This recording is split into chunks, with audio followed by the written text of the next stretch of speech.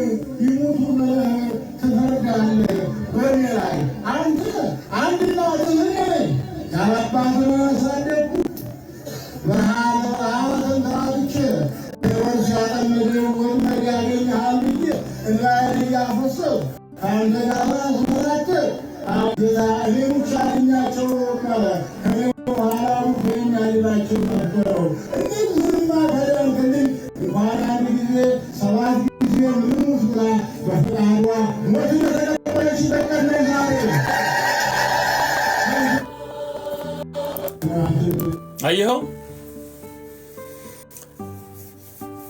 በፈቃዱ እነዚህንማ መታደልልኝ ከሆነ 7 ጊዜ ልሙት ብላ በፈቃዷ የሞተችበት ቀን ነው እያሉ ያሉት። እየሰማህ ነው አይደል? እየሰማህ የሚያስብለው የሚያስደነብረው የሚያስደነግጠው የትኛው ነው ታዲያ ወንድሜ? ጊዮርጊስ 7 ጊዜ ሞተ ይልሃል እዛ ጋር ወጥቶ 7 ጊዜ ሞተ ይልሃል። የሞተልህንና ያዳነህን ጌታ የሱን ስራ የሱን የማዳን ስራ ንቀህ የነ ጊዮርጊስን 7 ጊዜ መሞት በአይምሮ ከፍ አድርገህ እንድትመለከት ምስኪን የዋሃን የሆኑ በገጠር ያሉ ኢትዮጵያውያን ከኢየሱስ በላይ እኮ ዋጋ የከፈለው ጊዮርጊስ ነው እያሉ ነው እኮ የሚያምኑት። ባይዘው እሱ እኮ 7 ነው የሞተልን ኢየሱስ አንዴ ነው የሞተው እስኪሉ ድረስ ይሄንን ከልት ይሄን የአጋንንት ትምህርት በየመድረኩ ላይ የሚሰጡት መወገዝ ያለባቸው አቡነ ሕዝቅኤል ናቸው ወይስ እንኳን አይደለም ትውልዱ እናንተ እንኳን በእንባ እየታጠባችሁ አታመልኩ አታመሰግኑ? በእንተ ስማ ለማርያም ብለን እንጀራ ምን በላበት ነው እያላችሁ የምትናገሩትን ትታችሁት አሁን ትውልድ ሁሉ በእንባ ትውልድ ሁሉ ያለ መጠን ሊወደውና ሊያመልከው ሊገዛለት የሚገባው እግዚአብሔር እንደሆነ ብሉይም ሐዲስም መጽሐፍት የሚያስተምሩን ይሄንን እውነት በፍጹም ልብ ፍጹም ኃይል በፍጹም ነፍስ እግዚአብሔርን ውደድ እሱም ብቻ አምልክ ተብሎ የተጻፈው ስለ እግዚአብሔር ዘዳግም 6 ላይ የተጻፈውን ኢየሱስን የሚያመልክ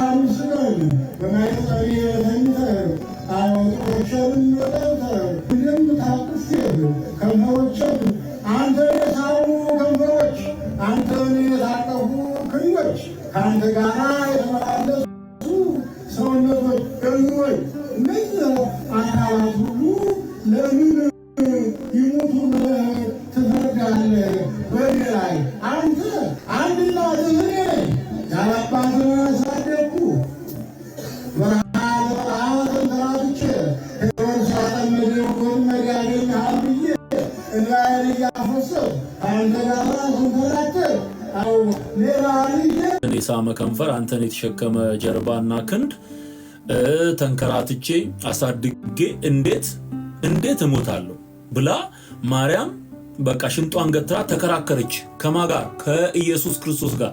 የመጀመሪያው ነገር ምንድነው? ያልተጻፈ ማንበብ የነሱ መገለጫቸው። ያልተጻፈ የሐሰት ትምህርት፣ ተረት የህዝቡ ጆሮ ውስጥ መጠቅጠቅ የነሱ መገለጫ። ይሄ የት ቦታ ተጻፈ ብትለው መልስ የለው። የትኛው ሐዋርያ ነው ይሄንን የጻፈልህ? ስለዚህ አየውም ለአምልኮተ ማርያም የሚያመቻቹት ተረት በየመጽሐፎቻቸው የሰገሰጉት ማርያም አልሞትም ብላ የተከራከረች ሴት እንደሆነች አድርጎ ያቀርብልሃል ማለት ነው። እንዴት እሞታለሁ ወይም ደግሞ አንተን የሳሙ ከንፈሮች ነው የምትለው እንዴ? ታዲያ የተሳመው ከሞተ እና ሞትን ድል አድርጎ ከተነሳ ለእግዚአብሔር ይሁን። አምናለሁ የሚለው ራሱ በሁለት ልቡ ነው ትንሳኤ ምናምን የሚለው አያምንም። አሁን ከዚህ በኋላ ያጋንን ትምህርት እንደሆነ አውቆ ኢየሱስ ክርስቶስ ከሞተ ማርያም የማትሞትበት ምክንያት የለም። እሷም ደግሞ እንዲህ ባለ ሜንታሊቲ መጽሐፍ ቅዱስ ላይ አናያትም። አልሞትም ብላ ሽንጧን ገትራ የምትከራከር ማርያም መጽሐፍ ቅዱስ ላይ የለችም። እውነት ጋራ ቁም። የማርያምም አይደንቲቲ አይደለም ይሄ። አሁን ኢየሱስ ክርስቶስ ነው የዓለም ሁሉ ቤዛ ተብሎ ሲነገር ሚንጨረጨረው በዚህ አይነት የአጋንንት ትምህርት የተጠመቀ ነው። ለማይበቃ የኢየሱስ ሞት ላይ በሚያስተምሩት ወቅልሽ ተፈቶ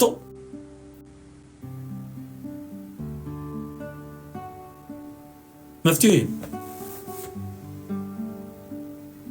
እና ታዲያ ኢየሱስ እንደዚህ በግልጽ በአደባባይ የተካደ ደግሞ ቤዛነቱን የሚናገሩ ሰዎች ሲነሱ እነሱ ደግሞ የተቀጠቀጡ እንዴት ነው የሚኖረው?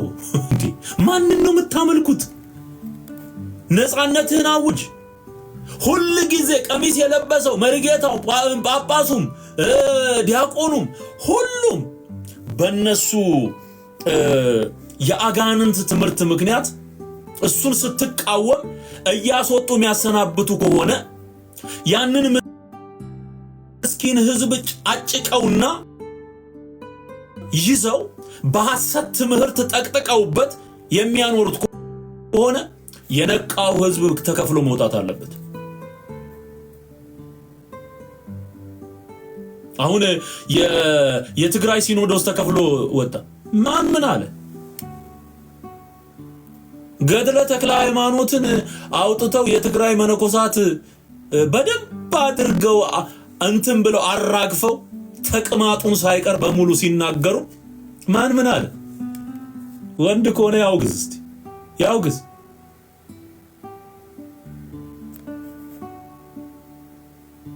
ጀምረውታል። የማይስማሙባቸው ነጥቦች ሁሉ እየተናገሩ ነው ያሉት። አለቀ። በአንድነት ውስጥ ከልት ከሆነ የሚበዛው በልዩነት ውስጥ የጠራ እውነት ይዞ መውጣት ይቻላል።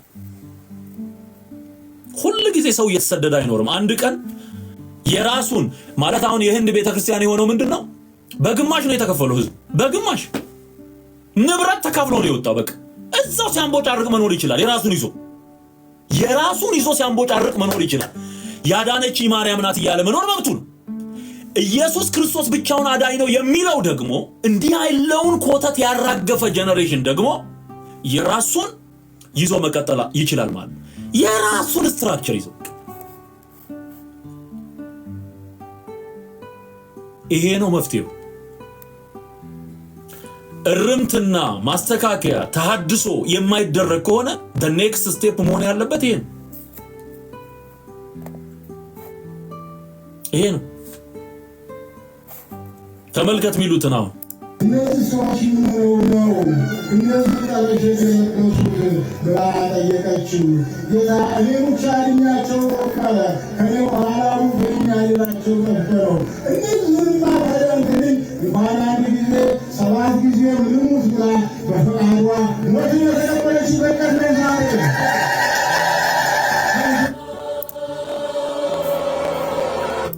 ከዛ ዓለም አየው አይደል 7 ጊዜ ልሙት ብላ የሞተችበትም እነዚህ ሰዎች የሚያምኑት ኢየሱስ በቂ አይደለም ብለው ነው። የኢየሱስ ሞት በቂ አይደለም ብለው ነው የሚያምኑት። እስቲ ዕብራውያን ምዕራፍ 10ን አውጡልኝ። ዕብራውያን አየው የህዝቡ መብት መጠበቅ አለበት። የከሃዲዎቹ መብት ከተጠበቀ እዛው ሆነው እንዲህ አይነቱን ከልት እየሰሙ በስቃይ አይምሯቸውን ቶርች እየተደረጉ የሚኖሩ መብት አላቸው እኮ ለመውጣት። በቃ መብት አላቸው። ይሄንን ከልት አራግፈው ትክክለኛውን እምነት ፕራክቲስ ማድረግ ይችላሉ። ተግባራዊ ያደረጉ መኖር ይችላሉ። ዕብራውያን ምዕራፍ 10 ላይ ምንድነው የሚለው? የእግዚአብሔር አንድ ጊዜ ነው የሚለው። አንድ ጊዜ ክብር ለእግዚአብሔር ይሁን። ሃሌሉያ ሃሌሉያ። ዕብራውያን ምዕራፍ 10ን ታወጡልኛላችሁ። እዚህ ጋር እኔ ማመጣዋለሁኝ። ጥቅሱን ያገኛችሁ ሰዎች ቶሎ ታወጡልኛላችሁ። እሺ ምዕራፍ 10 ቁጥር 9 ጀምሮ ከቁጥር 8 ጀምሮ እናንብብ። ዕብራውያን ምዕራፍ 10 ከቁጥር 8 ጀምሮ ያለውን እናንብብ። እዚህ ጋር ሼር ላርጋችሁ ስክሪኑን። እሺ ኦኬ ምንድነው የሚለው? ስለዚህ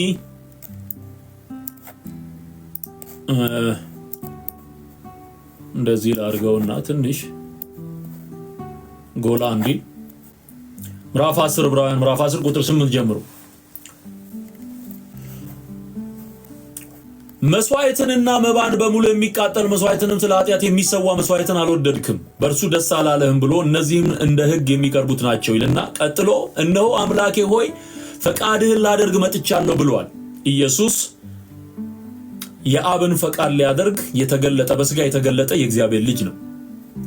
ስለዚህ ፈቃድህን ላደርግ መጥቻለሁ ብሏል። ሁለተኛውንም ሊያቆም የፊተኛውን ይሽራል።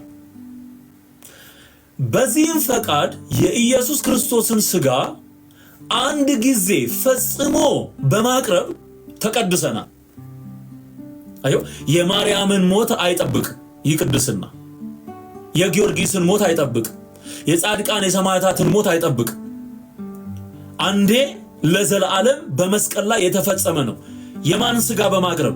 የክርስቶስን ስጋ በማቅረብ። አሁን አንዳንድ ቦታ ላይ ክደቶችን ሰማለሁ። ማለት ክርክር ላይ ይገቡና እነዚህ የኦርቶዶክስ ለኦርቶዶክስ እንሞግታለን የሚሉ ልጆች ይገቡና የማርያም ስጋ እኮ ነው ነስቶ የተሰቀለው ምናምን ይላል።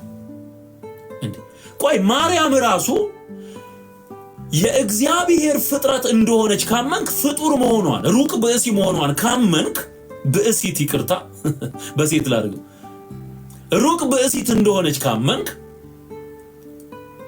ያንን ስጋ ያንን ተፈጥሮ የሰጣት ማን ነው? ራሱ እኮ ነው። ዓለምን የፈጠረው በዮሐንስ ወንጌል ምዕራፍ 1 ቁጥር 1 ጀምሮ በመጀመሪያ ቃል ነበር፣ ቃልም በእግዚአብሔር ዘንድ ነበር፣ ያም ቃል እግዚአብሔር ነበር፣ ሁሉ በእርሱ ሆነ፣ ከሆነውም አንዳችስ እንኳን ያለ እርሱ አልሆነም የተባለለት የእግዚአብሔር ልጅ ኢየሱስ ክርስቶስ በስጋ የተገለጠው አምላክ እኮ አምላኳ ነው፣ ፈጣሪዋ እኮ ነው። ስለዚህ ሶርሱ የት ነው ያለው ካልከኝ፣ መጀመሪያ ወደዛ ነው የሚሄደው፣ ወደ እግዚአብሔር ነው የሚሄደው፣ ወደ ክርስቶስ ነው የሚሄደው። እሱ ራሱ ነው የፈጠራት።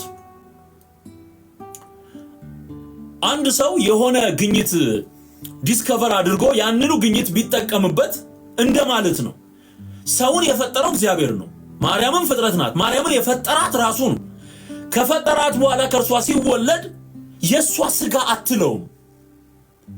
አይምሮህን ተጠቀመው። የማርያም ስጋ አትበል፣ የማርያም ደም አትበል። አንድ ሰውዬ ምን አደረጉ አሉ? እንደዚህ አይነት ክርክር ተነስቶ ትምህርት ቤት ውስጥ የማርያም ስጋ ነው እያሉ ሲያስቸግሩ መጥቶ አንዱ ይጠይቃል አሉና ስማቸውን ለጊዜ አላስታውስም፣ አንድ ጳጳስ ናቸው አሉ። ጭን ውስጥ ገብተው ያ የጠየቃቸውን ልጅ አንድ ጊዜ በቁንጥጫ ልብዝግ አርገው ብሎ ምን ነው አባቴ ምን አደረኩኝ ምናምን ሲል አሁን እናትህን ሂድና አመመሽ ወይ ብለህ ጠይቃት። እኔን ሲቆነጥጡኝ አመመሽ ወይ ብለህ ጠይቃት። አሁን ያመመ አንተ ነው ወይስ እናትህ ነው? ይሄ ስጋ አሁን ያንተ ነው ወይስ የእናትህ ነው ብለው ጠየቁት። የሚገርም እኮ ነው። አንዳንዴ መቼም ጥበብ እኮ እግዚአብሔር ሲሰጥ በጣም የሚያስገርም እኮ። ስለዚህ ስጋው የተሰማው እሱ እንደሆነ አመነና አሃ ስለዚህ የማርያም ስጋ የማርያም ደም እያልን መቀላመድ የለብንም ብሎ ልጁ ተማር፣ ለሌሎችም ማስተማር ጀመረ። እዚህ ጋርም ተመልከት። በዚህም ፈቃድ የኢየሱስ ክርስቶስን ስጋ የማን ስጋ? የኢየሱስ ክርስቶስን ስጋ የማርያም ስጋ ነው ይባላል እንዴ? What's wrong with you? አይደለም፣ የማርያም ስጋ አይደለም።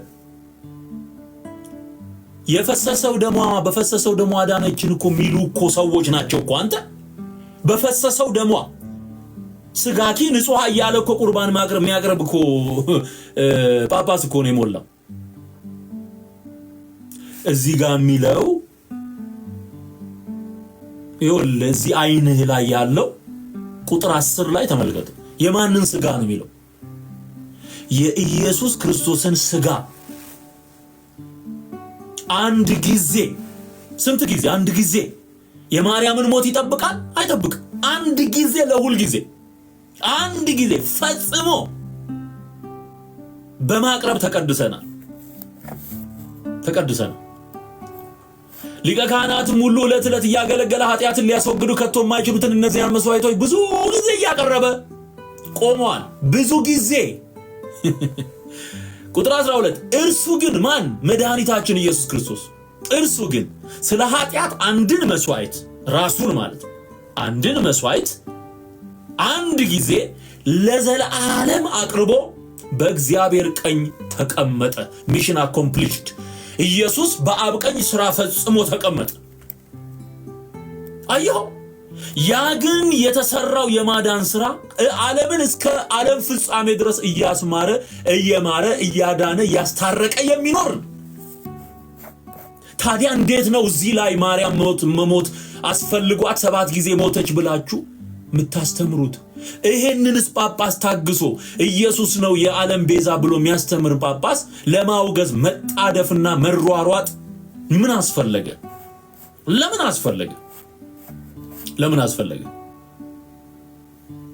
አንድን መስዋዕት ለዘላለም አቅርቡ። በቃ ጠላቶችም የእግሩ መረጋጫ እስኪደረጉ ድረስ ወደፊት ይጠብቃል። አንድ ጊዜ በማቅረብ የደጋገመ የሚነግርህን ጆሮ ያለው ይስማ። አንድ ጊዜ በማቅረብ የሚቀደሱትን የዘላለም ፍጹማን አድርጓቸዋልና። ለዘላለም ፍጹማን ነው የምትሆን። እንዳትጠፋ አድርጎ ነው የሚያድን። ገና ያልተወለዱት እንኳን ሕፃናት እስከ ዓለም ፍጻሜ ገና የሚባዛው ሕዝብ የመዳን ተስፋው በቀራንዮ ላይ የተሰቀለው ኢየሱስ ክርስቶስ ብቻ ነው። እሱን በማመን ይድናል። ገና የሚወለደው ራሱ ይድነው በሱ። ስለዚህ እነዚህ ሰዎች የእግዚአብሔርን ቃል ሳይሆን የሚያስተምሩት የአጋንንትን ትምህርት ነው። በቃ ምክንያቱም ቃሉ የሚለው ይሄ ነው፣ እነሱ የሚሉት ለኃጢአተኞች ማርያም ሞተች። ደግሞ ለመዋሸት ይሞክራል ማለት ለማጠየም። የጫማ ቤዛ የእንትን ቤዛ ሙሴ ቤዛ ተብሎ ነው ይላል።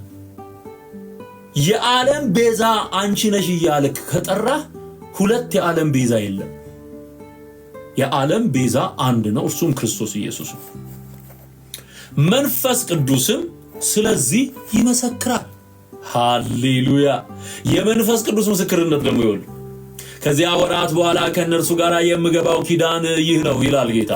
በልባቸው ሕጌን አኖራለሁ፣ በልቦናቸውም እጽፈዋለሁ ብሎ ከተናገረ በኋላ ኃጢአታቸውንና አመፃቸውን ደግሜ አላስብም ይላል። የእነዚህም ስርየት ባለበት ዘንድ ከዚህ ወዲህ ስለ ኃጢአት ማቅረብ የለም። 4 ነጥብ ይላል። ከዚህ በኋላ ስርየት ኢየሱስ ክርስቶስ ሰርቶ የፈጸመው የማዳን ስራና የስርየት አገልግሎት ካበቃ በኋላ ከዚህ በኋላ ለኃጢአት እከሊት ሞተች፣ እከሌ ሞተ፣ መስዋዕት ሰዋ፣ ዕጣን አጢስ፣ ዳቦ ጋግር፣ ጠላ ጥመቅ የሚባል ነገር የለም። ስለ ኃጢአት የሚቀርብ ምንም አይነት መስዋዕት የለም። አለቀ፣ አበቃ፣ ተዘጋ። ይሄንን ሽሮ የራሱን ትምህርት ይዞ የሚመጣ ከአጋንንት ነው፣ ከጥልቁ ነው። ጠንቋይ ነው፣ ደጋሚ ነው፣ አስማተኛ ነው። ለጥልቁ የሚሰራ ነው። ተመዝግቦ ለጥልቁ የሚሰራ ነው። በቃ ስለዚህ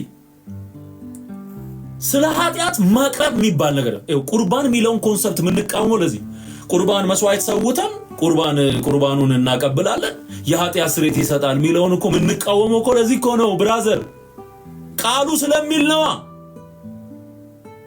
እንዴ። ቁርባን ብለው የሚያቀርቡትን ዳቦና ወይን እኮ እሱን ጭምር የኃጢአት ስርየት ይሰጣል ብለው እኮ ነው የሚናገሩት።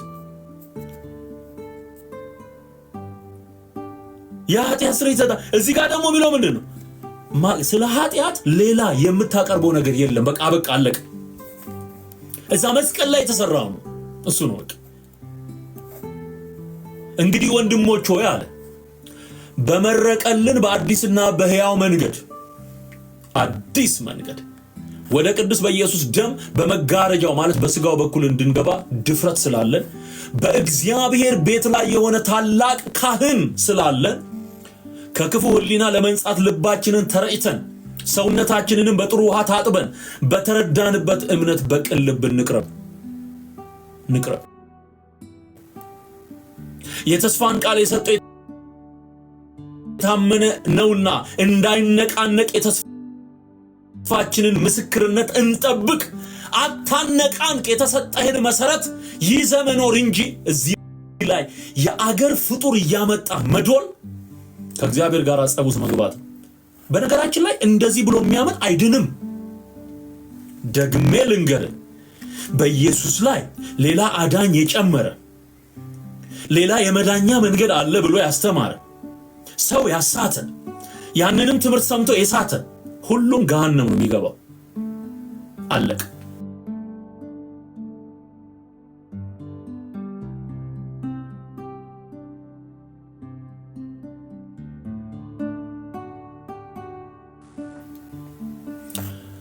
ሁለተኛ ዮሐንስ ምዕራፍ 1 ምዕራፍ ነው ያለው። ቁጥር 9ን ተመልከት። ቁጥር 9 ለሚወጣ ሁሉ በክርስቶስም ትምህርት ለማይኖር ሰው አምላክ የለውም። ሰውየው እኮ አምላክ አለኝ ሊል ይችላል። መጽሐፍ የሚለው አምላክ የለውም። ይሄው ለሚወጣ በክርስቶስ ትምህርት ለማይኖር እኔ መንገድና እውነት ሕይወት ነኝ፣ በአይሁድ እጅ ተላልፌ እሰጣለሁ፣ እሰቀላለሁ፣ እነሳለሁ እያለ ሲናገር የነበረው የጌታን ትምህርት የማይቀበል ከሆነ እሱ ላይ ሌላ ኮተት እያመጣ የሚጨምር ከሆነ በክርስቶስ ትምህርት ለማይኖር ሰው አምላክ የለውም። በክርስቶስ ትምህርት ለሚኖር ግን አብና ወልድ አሉት። የተሰጠውን ትምህርት ብቻ የተቀበለ አብና ወልድ ካልሆነስ አምላክ የሚባል የለውም። ተወገነት ተወመንግስተ ሰማይ አምላክም የለውም። እግዚአብሔርንም አያውቅም፣ እግዚአብሔርም አያውቀውም። 4 ነጥብ። ማንም ወደ እናንተ ቢመጣ ይህንንም ትምህርት ባያመጣ በቤታችሁ አትቀበሉት፣ ሰላምም አትበሉት። ሰላም የሚለው ሰው በክፉ ስራው ይካፈላልና። በመጀመሪያው 100 ክፍለ ዘመን በቤተ ክርስቲያንን ከበጠበጡ ትምህርቶች መካከል አንዱ ኢየሱስ በስጋ እንዳልተገለጠ የሚናገሩ መዳንን በእውቀት እንቀበላለን ብለው የሚያስቡ ኖስቲሳውያን ወይም ግኖስቲክስ ተብለው የሚጠሩ ግሩፖች ነበሩ። ለነዛ መልስ ይሰጣል። የኢየሱስን ትምህርት ሳይሆን ሞዲፋይድ የተደረገ ያጋንንትን ትምህርት እየተከተሉ በብልጠትና በብልሃት የተፈጠረ ተረት እየተከተሉ የእግዚአብሔርን ቤተክርስቲያን ሲያውኩ የነበሩ ሰዎች ነበሩ በዘመኑ ገና ዮሐንስ በህይወት በነበሩ ዘመን ማለት in the first century አምላክ የላቸው the same thing አሁንም በዚህ ዘመን በእግዚአብሔር እውነትና ቃል ላይ በክርስቶስ ኢየሱስ ላይ ሌላ አዳኝ ደርቦ በማርያም ሞት እንድናለን እያለ የሚያስተምርና ህዝብ የሚያስጨበጭብ ይሄ አምላክ የለውም። ማውገዝ ያለብህ ይሄንን ነቅለ መወርወር ያለብህ እንዲህ አይነቱን ክፉ ትምህርት ነው። በቃ ስለዚህ ይሄንን የምትሰሙ አሁን አስተሪዮ በሚባል ቀን ይሄ ነው የሚተረከው። ምን ትሰሪያለሽ እዛ? ኢየሱስ የሚሰበክበት ቦታ በነፃነት ብታመልክ አይሻልህ? ይሄን ለማድረግ ደግሞ እውነትን የሚናገሩ ሰዎች ጋር መቆም ያስፈልጋል። አብሮ መቆም እየተገፈተሩ የሚወጡት ከነሱ ጋር መቆም ያስፈልጋል። እነዚህ ሰዎች ክርስቶስን ሰብከው ነው። እንደነሱ እኮ ከልቱን አግበስብሰው ቢናገሩ እኮ ፎቅ ቤት ሰርተው መኪና እየነዱ በደንብ ሆዳቸውን ወጥረው እየበሉ እየጠጡ ፊታቸው ምናቸውም አምሮ መኖር ይችሉ ነበር። ዋጋ እየከፈሉ ካገለገሉበት ቤት ተገፍተው የሚወጡት ይሄንን እውነት ስለተናገሩ ነው። በቃ ስለዚህ ምን አሉ አቡነ ገብርኤል? እውነት ስትናገር የምትገፋበት ቤት ነው። አሁን መረጃውን ላምጣ። የኃጢአትና የሞት መድኃኒት ነው። ከሰማይ በታች ከምድር በላይ ከሱ ውጪ የመዳኛ መንገድ የለም ብላችሁ ስትዘምሩ ብዙ ችግር ሊያጋጥማችሁ ይችላል። አሁን አስተሳሰባችንን መቀየር አለብን። ልጆቻችን እየጠፉ ከቤተ ክርስቲያን የተገፉትን መመለስ መሰብሰብ አለብን። ቤቱ ገፊ ነው። ከዝሆን ጉልበት በላይ ከ20 ፈረስ ጉልበት በላይ በከፋ ጉልበት አገልጋዮቹ የሚገፋ። ስለዚህ ይህችን ቤተክርስቲያን ለማገልገል ወደፊት ለመውሰድ እግዚአብሔር እኮ የሚለው ለዘመጻቤ እያስገኝተብሎ እያወጽዋፋ ወደ እኔ የመጣ ወደ ውጭ አላወጣውም የሚለውና ይህ ቀሪ ዘመናችን ወንጌልን በስፋት የምንሰብክበት ነው። አሁን ብዙዎቻችሁ ምንም ያው ይገባቸዋል። ትናንትና እና አቡነ ተክለ ሃይማኖት በሰበኩት ታላላቅ አዋቂ ሊቃውንት በሰበኩት ዛሬ እኛም መኩራራት አንችልም። ወንጌል የከተማ ስብከት ሆኗል። ይህ ሃይማኖትም ከ4 ኪሎ ወይ ደግሞ ከአዲስ አበባ መውጣት ተስኖታል። ቤተክርስቲያናችን ከእግር እየሞተች ነው። ሞት የሚጀምረው ከእግር ነው ይላሉ ልምዱ ያላቸው ሰዎች እና ገጠር ላሉትን መድረስ አለብን፣ መስበክ አለብን። የቤተክርስቲያን ህልውና ወንጌል ነው። ቤተክርስቲያን ህልውናዋን የምታስጠብቀው ትልቁ መሳሪያ የጌታችን የአምላካችን ኢየሱስ ክርስቶስን ቅዱስ ወንጌልን በመስበክ እንጂ ሌላ ምንም አጀንዳ የላትም። ተቀዳሚ ሌላ አጀንዳ የላትም። ቤቱ ገፊ ነው። ይሄ በእርግጥ በሌላ መድረክ ላይ ያስተላለፉት መልእክት ነው።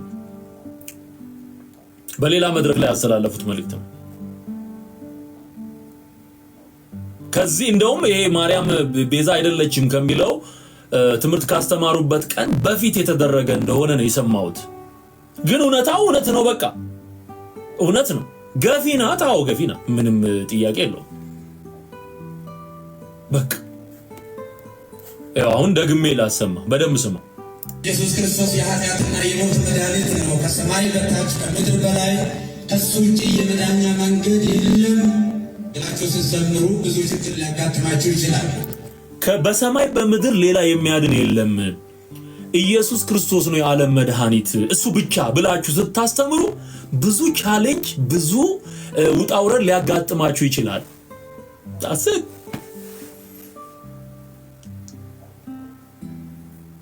በቃ እንዲህ ነው እኮ እውነቱ እኮ ይሄ እኮ ገፊ ነው። ኢየሱስ ስትል በቃ መንፈሱ እኮ ነው ባይዘው መንፈሱ እኮ ይሄ እኮ የረከሰው መንፈስ አንተ ቀላል መስሏል እንዴ? ኢትዮጵያ ውስጥ ያለው ካባ የደረበ ጥምጣም የተመጠመ ሰይጣን ነው ያለው። በደንብ በቃ የሚሰራ በአካል የሚንቀሳቀስ። ስለዚህ ወንጌል ስትሰብኩና ስትዘምሩ ስለዚህ እውነት ሊገፏችሁ ይችላሉ፣ ግን መጽናት ነው የሚያስፈልገው። እሺ እንቀጥል። አሁን አስተሳሰባችንን መቀየር አለብን። አስተሳሰባችንን መቀየር አለብን።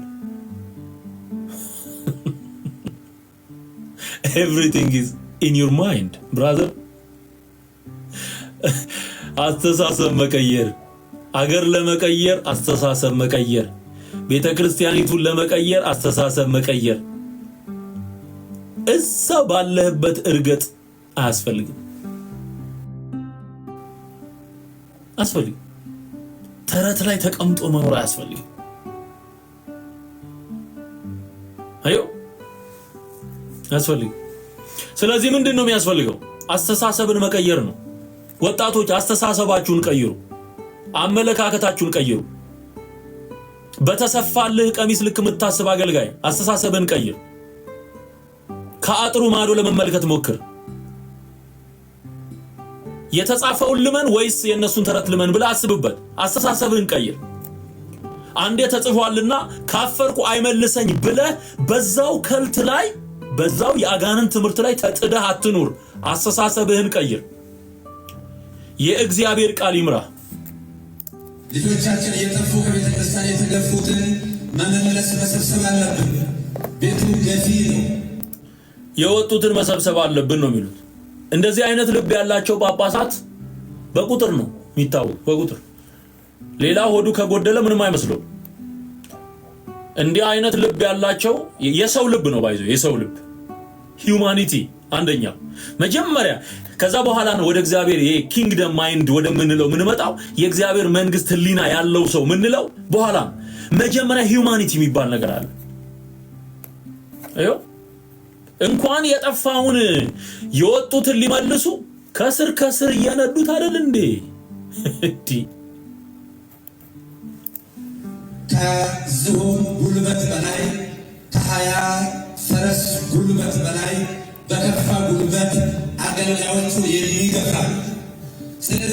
ከዝሆን ጉልበትና ከ20 የፈረስ ጉልበት እኮ ሆርስ ፓወር ይሉታል። የመኪና የምን ትልልቅ ኃይል ያላቸውን ማሽነሪዎች ምናምን የሚለኩት ልኬታቸው የሚቀመጠው በፈረስ ጉልበት ነው።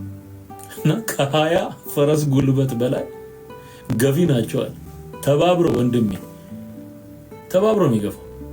ስለዚህ የራሱን ይዞ መቀመጥ መብቱ ነው። እኔ ቅድም ያልኩት ይሄንን አዮ ሁሉም እየወጣላክ ይኸውልህ ከሃይማኖተ አበው ጀምሮ ከንጉሱ ዘመን ጀምሮ ሲያሳድዱ ነው የኖሩት። ሲገሉ። ከዘራ ያዕቆብ ዘመን ጀምሮ ደግሞ ስታየው ሲያስገድልና ሲገድል ነው የኖረው። ሲጨፈጭፍ ነው የኖረው። ምላስ ሲቆርጥ ነው የኖረው። ስለዚህ መብቱ መጠበቅ አለበት። የኢትዮጵያ ሕዝብ መብት አላምንም በእናንተ ተረት ያለው ንብረት ተካፍሎ መውጣት አለበት። በቃ የሚያመልክበት አሁን ወጥቶ ሸራ መወጠር የለበትም። በላቡ በወዙ የሰራውን ህንጻ ተካፍሎ ነው መውጣት ያለበት። ለነሱ እየተተወ ለአጋንንት አምልኮ እየተተወ የሚወጣ ቤት መኖር የለበት። ቤቱ ገፊ ነው።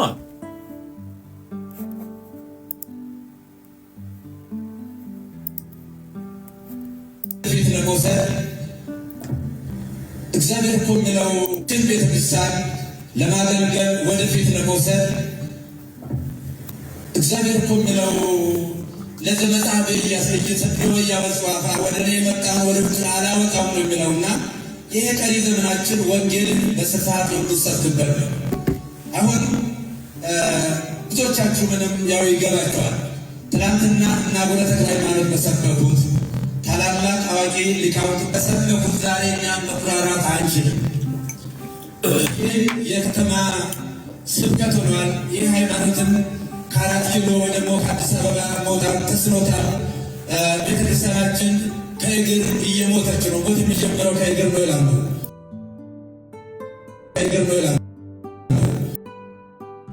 ከእግር እየሞተች ነው።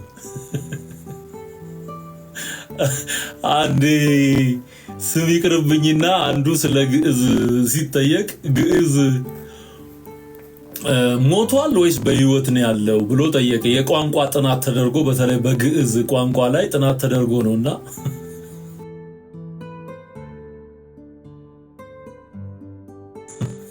ህይወት አለ ወይስ ሞቷል ግዕዝ የሚባለው ቋንቋ ብሎ ጠየቀ። እና ያንን ስነ ምርምር የሚመራው ሰው ምን አለ? አይ ሞቷልም አንልም አለ፣ አለም አንልም አለ፣ እያጣጣረ ነው፣ እያጣጣረ ነው።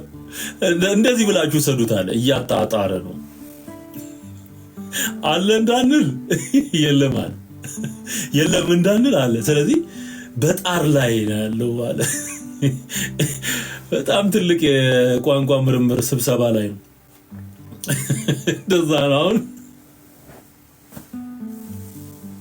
ከእግሩ እየሞተ ነው።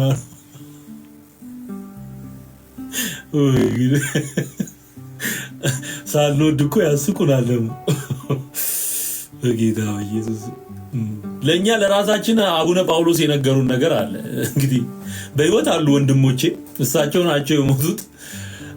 ገብተን እንዴት ነው ቅዱስ አባታችን ይሄ ነገር እኮ በዛ በየቀኑ እነዚህ መጽሐፍ ቅዱስ ማያውቃቸው መጽሐፍት እኮ እየበዙ ነው እና ብዙ ችግር ነው ያለው። ሰዎች ለሚሰጡን መልስ ራሱኛ ለሚሰጡን ጥያቄ መልስ ለመስጠት በጣም የተቸገርን ነው።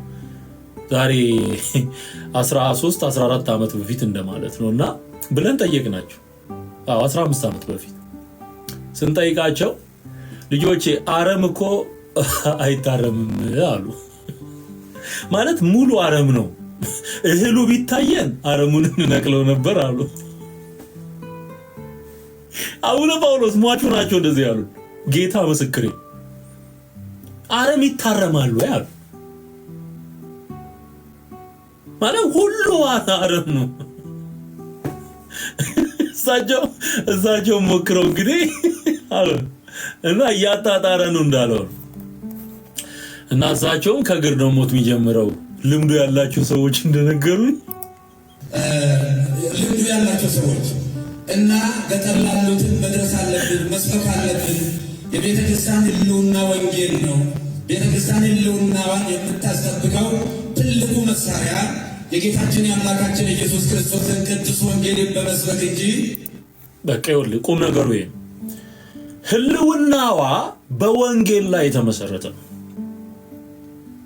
አየው ቤተ ክርስቲያን እኮ ኢየሱስ ክርስቶስን ትሰብካለች። ተመልከቱ፣ ጉልላቷ መስቀል፣ ስዕሎቹን ተመልከቱ፣ መስቀሉን ተመልከቱ፣ በዓላቶቿን ተመልከቱ። የምትሰብከው አታሹፍ፣ አትቀልድ። ኢየሱስ ጌታ ነው ብለህ በልብ ብታምን በአፍ ብትመሰክር ነው የሚለው።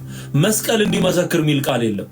አንተ ራስህ አፍ አውጥተህ እንድትመሰክር ነው የሚጠበቅብህ። መናገር ነው። ወንጌል ምስክርነት ነው። ስለዚህ ወንጌልን መመስከር ይገባል። ጨርቅና ቁሳቁስ ምናምን ሊመሰክር አይችልም። በቃ ሊመሰክር አንተና አፍ ያለ በአፍ መስክር። ኢየሱስ ጌታ ነው ማለት መቻል አለብህ። እሱን የምትለው ደግሞ ስታምነው ነው፣ ስትሸነፍለት ነው። መንፈስ ቅዱስ ደግሞ በውስጥ ሲሰራ በቃ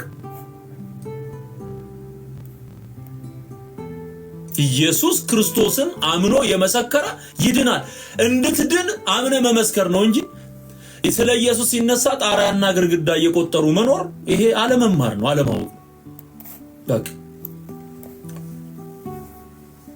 ስለዚህ ሊቃጠል ማነው ሊለቀም የማይችል ደረጃ ላይ ደርሷል ማለት ሁሉ አረም ሆኗል ማለት እና እሱን ነው ከእግር መሞት። ከ4 ኪሎ ማለፍ አልቻለም። አንተ እኮ እንደተሰበከው ወንጌል እኮ እንደመጣው እድል ፕሪቪሌጅ ኬንያን እኮ በወንጌል መድረስ ይቻል ነበር። ሶማሊያን እኮ በወንጌል መድረስ ይቻል ነበር። እንደ ጌጥ አሁን መቋዲሾ የሚባለው ቦታ እኮ መቅደስ ነበረ ምናምን እያሉ የሚያወሩ ሰዎች አሉ። ውሸቱን እኮ ወንጌል መስበክ ነው። ግድግዳ ማቆም አይደለም ቁም ነገሩ። ወንጌል ሰብኮ ነፍሳትን ማዳን መቻል። ለመላው አፍሪካ ያልደረሱ ናቸው። ግብጽንም ተመልከት፣ ኢትዮጵያንም ተመልከት። እርስ በርሱ የሚበጣጠስ በነገራችን ላይ ኦርቶዶክስ የሚለውን እንትን ካቶሊክ የሚለውን ይሄ ቻርቱን ብትመለከቱ በጣም ሌሎቹ የሃይማኖት ድርጅቶች የበለጠ ሆነዋል። መስፋት ያለበት እውነት፣ መነገር ያለበት እውነት ዋጋ ተከፍሎ ስላልተነገረ የሚባሉት ስልጣንና ፖዚሽን ላይ ስለሆነ የእግዚአብሔርን ቃልና የወንጌልን እውነት ለመናገር ያልጨከኑ ስለሆኑ ስለዚህ የትላንት የምንናገራቸው ነገሮች አሁን እዛው እነሱ ጋር የተነገሩ ያሉበት እውነት ነው የምናየው። ስለዚህ የሚያስፈልገው ምንድነው ካልከኝ ወደ ትክክለኛው የወንጌል እውነትና መረዳት መምጣት ያስፈልጋል ማለት ነው። እኚህ ሰው ናቸው መተቸትና መወገዝ ወይም ደግሞ መሰደብ ያለባቸው ወይስ እኚህ?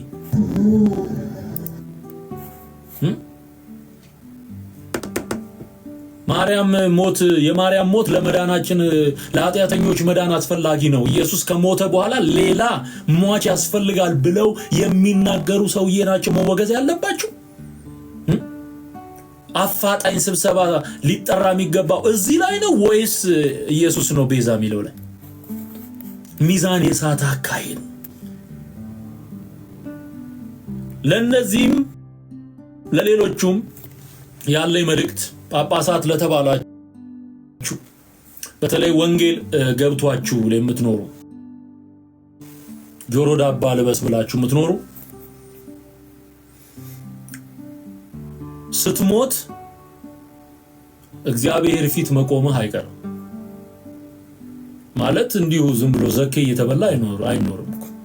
ያው አንድ ቀን ጠብ ትላለህ፣ አንድ ቀን ትሄዳለህ። ምን ልትመልስ ነው? ማንን ሰበኩ ልትል ነው? በኢየሱስ ሞት ላይ ያላገጥክ ምን የትኛው የእግዚአብሔር መንግስት ውስጥ ልትገባ ነው? I want to tell you the truth። ጉዳዩ የመንፈሳዊው ዓለም ጉዳይ ከሆነ የእግዚአብሔር መንግስት ጉዳይ ከሆነ ከለበስከው ጨርቅ ካጠለቅከው ቆብ በላይ የእግዚአብሔር መንግስት ጉዳይ ይበልጥብኛል ብለህ የምታስብ ከሆነ እውነትም በክርስቶስ ኢየሱስ የምታምን ከሆነ እየሰራችሁ ያላችሁት ነገር በሙሉ ከእግዚአብሔር ቃል ጋር የሚቃረን መሆኑን አውቃችሁ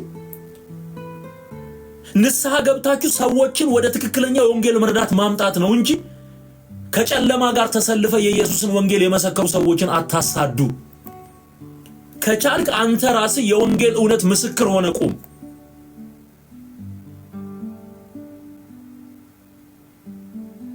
በቃ እውነቱ ይሄ ነው። ከቻልክ ለክርስቶስ ወንጌል